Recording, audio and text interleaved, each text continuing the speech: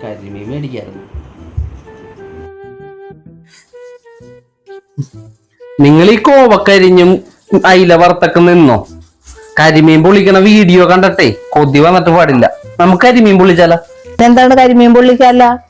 എല്ലാവർക്കും വേണ്ടേ? 1.5 കിലോ കരിമീനെങ്കിലും മേടിച്ചോ.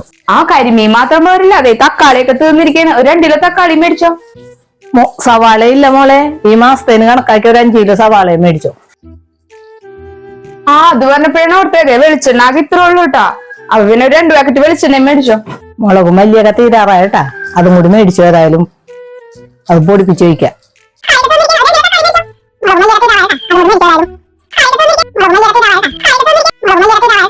1.5 കിലോ കരിമീൻ 900 രൂപ. തക്കാളി 100 രൂപ വരും. സവാള 5 കിലോ മേടിക്കുമ്പോൾ 400 രൂപ വരും. പിന്നെ വെളിച്ചെണ്ണ 250 500. അല്ലെങ്കിൽ നമുക്ക് പിന്നെ ആക്കാന്നേ കരിമീൻ.